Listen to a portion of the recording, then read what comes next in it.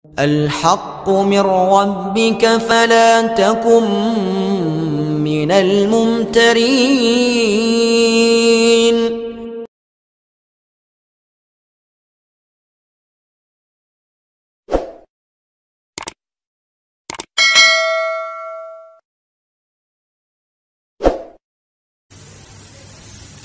Setiap orang dalam kehidupan ini senantiasa berusaha meraih dan mencari sesuatu yang mendatangkan keuntungan. Setidaknya keuntungan yang bersifat moral.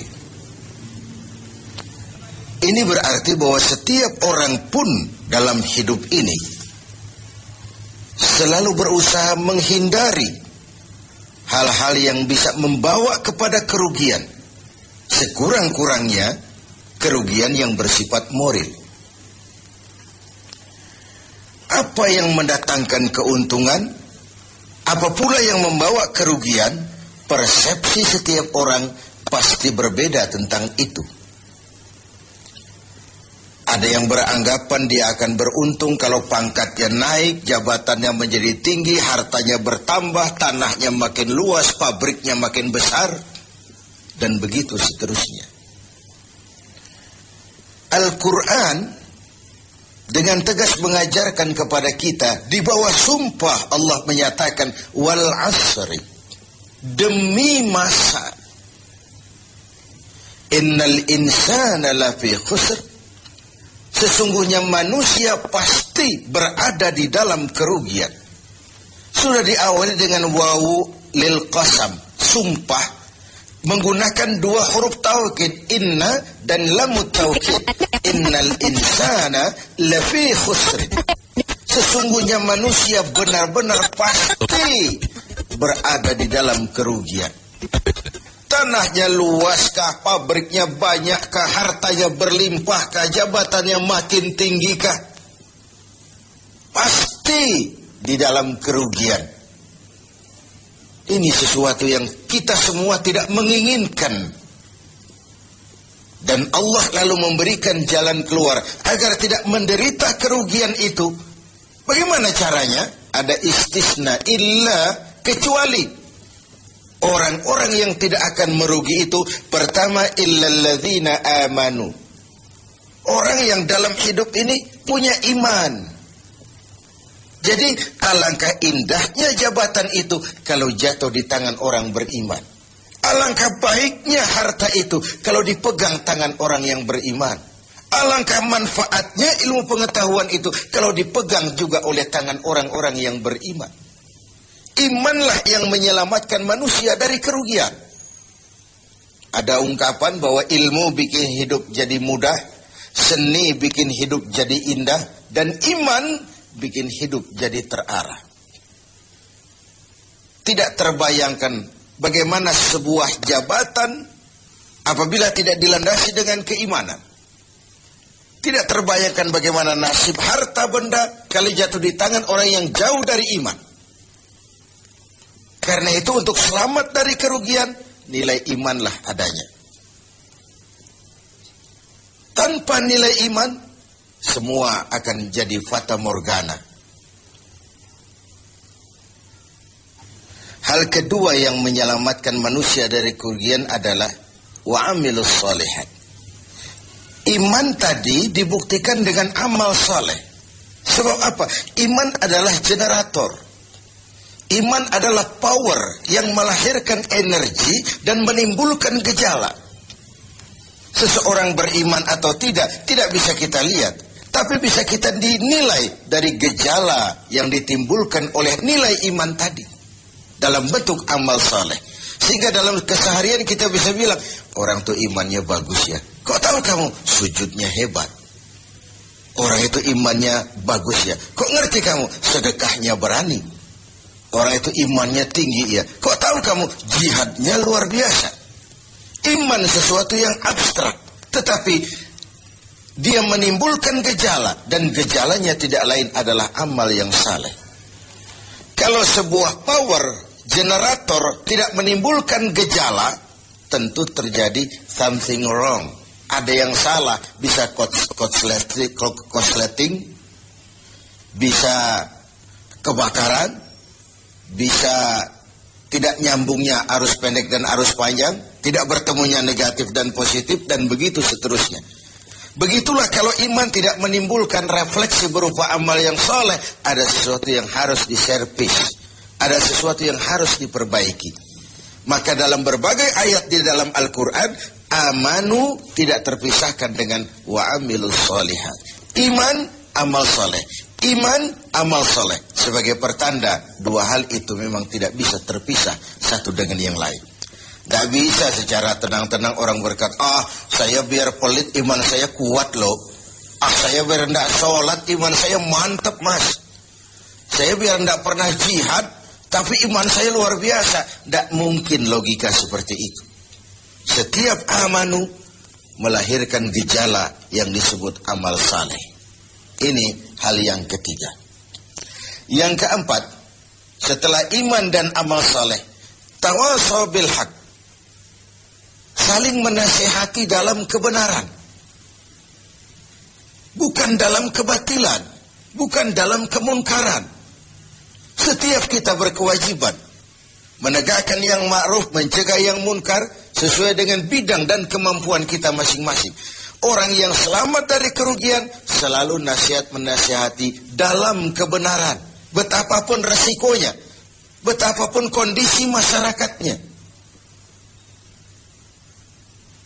Tegar, dan ini pernah diingatkan oleh Rasul, akan selalu ada di tengah umatku sekelompok orang yang tegak menyatakan kebenaran. Dia tidak takut risiko yang tumbuh karenanya. Sebagai yang diungkapkan oleh Napoleon, kalau ada 1000 penegak kebenaran, saya satu di antara yang 1000 itu. Kalau ada 100 orang yang menegakkan kebenaran, saya juga satu dari yang 100 itu. Kalau ada 10 orang yang menegakkan kebenaran, saya pun satu dari yang 10 itu. Kalau hanya 1 orang yang berjuang menegakkan kebenaran, sayalah yang satu itu. Walaupun besok langit akan runtuh, bumi akan bergulung, kebenaran tetaplah kebenaran. Orang yang tegar menghadapi kebenaran makin langka. Orang yang tidak larut di dalam memperjuangkan kebenaran semakin sedikit jumlahnya. Tapi kalau kebenaran tidak ditegakkan, keadilan tidak dinyatakan, maka kebatilanlah yang akan berkuasa. Sungguh pun demikian. Yang keempat, Allah menutup ayat ini, wa tawasaw bis sabr. Nasihat menasihati dalam kebenaran dan nasihat menasihati dengan cara yang sabar. Kalau kebenaran sebuah prinsip, maka kesabaran adalah sebuah strategi. Jika kita benar, kita harus sabar. Kalau kita sabar, harus karena benar. Kebenaran tanpa kesabaran membuat kita mudah dipatahkan orang. Sebaliknya, kesabaran tanpa kebenaran membuat kita diinjak terus oleh yang lain. Kalau punya prinsip, harus punya strategi. Strategi digunakan untuk sebuah prinsip. Prinsip tanpa strategi, habis kita digusur orang. Strategi tanpa sebuah prinsip, habis kita diinjak terus oleh yang lain. Inilah Ramadan, di mana kita berusaha meraih keuntungan yang sebesar-besarnya. Setidaknya keuntungan yang bersifat moral, dengan melakukan pendekatan-pendekatan yang intensif kepada Allah, dengan memupuk keimanan, memperbanyak amal saleh, nasihat menasihati di dalam kebenaran, dan menasihati dengan cara yang sabar. Sehingga terhindarlah kita dari kerugian. Setidaknya kerugian secara moral. Kalau kehilangan harta kita sangat merugi, bagaimana pula kalau kehilangan iman? Bagaimana pula kalau kita kehilangan amal saleh, menghadap Allah, tidak ada bekal yang kita bawa? Bagaimana pula kalau kita tidak ikut tegak menegakkan kebenaran, bahkan larut dalam kebatilan, berpangku tangan terhadap ketidakadilan? Kata Nabi, as-sakitu 'alal batil syaitanun akhras. Orang yang diam dari menghadapi kebatilan, tidak berani menyuarakan kebenaran, sama dengan setan gagu. Sekali lagi, orang yang tidak mau menyuarakan kebenaran dan diam menghadapi kebatilan, oleh Nabi dikatakan syaitanun akhras, sama dengan setan yang gagu. Berlindung kita kepada Allah, jangan masuk dalam kelompok yang seperti itu. Dari ayat surah yang pendek ini kita ambil beberapa catatan. Pertama, intan paling mahal, mutiara paling berharga dalam hidup ini tidak lain adalah nilai-nilai iman. Biarkan zaman berubah, akidah jangan sampai goyah. Silahkan masa berganti, keyakinan jangan jadi mati. Karena iman kita hidup, untuk iman kita berjuang, dan dalam iman kita ingin kembali menghadap Allah. Yang kedua, buah daripada iman adalah amal soleh. Amal soleh refleksi yang ditimbulkan oleh nilai-nilai keimanan. Bahkan diketahui iman seseorang dari amal soleh yang dikerjakannya.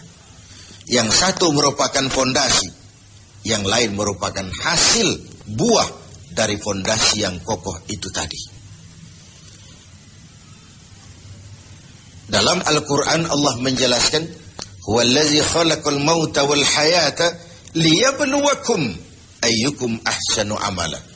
Dialah Allah yang telah menciptakan hidup, yang telah menciptakan mati bagi kamu sebagai ujian.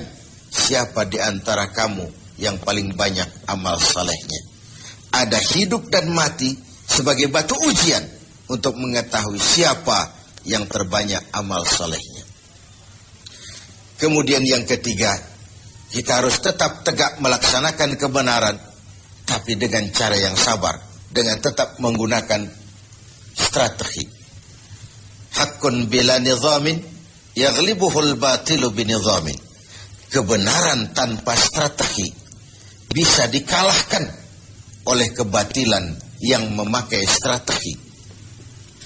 Kebenaran yang tidak terorganisir akan bisa dilumpuhkan oleh kebatilan yang terorganisir.